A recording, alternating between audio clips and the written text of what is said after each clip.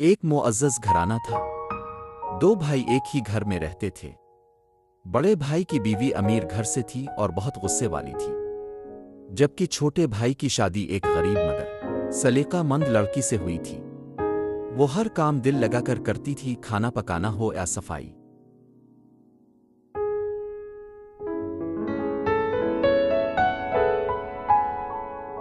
एक दिन खाते हुए ससुर ने छोटी बहू के बने खाने की तारीफ की, जिस पर बड़ी बहू आग बबूला हो गई।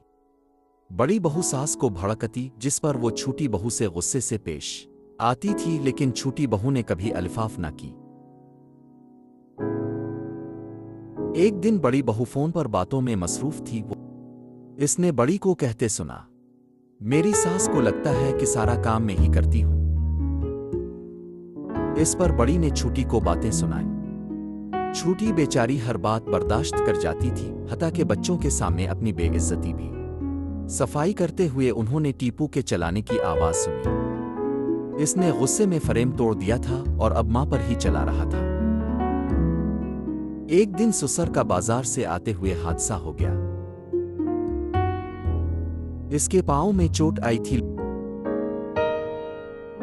लोगों ने इसे अस्पताल पहुंचाया।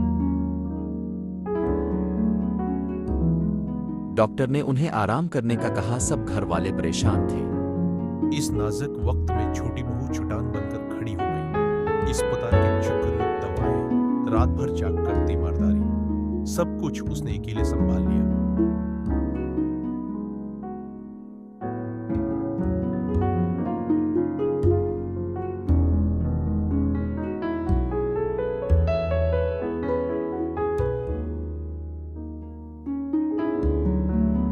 इधर बड़ी बहू ने नए कपड़े पहने, मेकअप किया और कह दिया, मेरी एक जरूरी शॉपिंग है, मैं जरा जा रही हूं। कुछ दिनों बाद जब सिसर की हालत बेहतर हुई तो घर में रिश्तेदार और मेहमान आने लगे। सबने देखा कि किस तरह छोटी बहू ने घर, ससुर और सब मेहमानों को बेहतरीन तरीके से संभाला हुआ है। मेहमानों ने सास के सामने कहा, आपकी छोटी बहू तो वाकई हीरा है, इतनी खिदमत गुजार, इतनी सुलीकामंद। अल्लाह ऐसी बहू हर मां को दे। सास का सिर शर्म से झुक गया। आज उसे एहसास हुआ कि जो बहू कम बोलती थी वही असल में सब कुछ संभाल रही थी।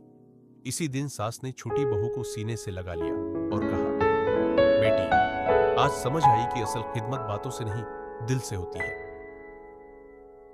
बड़ी बहू खामोश खड़ी ये सब देखती रही, क्योंकि सच आखिरकार सबके सामने आ ही जाता है। सब जो ज्यादा बोलता है जरूरी नहीं वही सब कुछ करता है।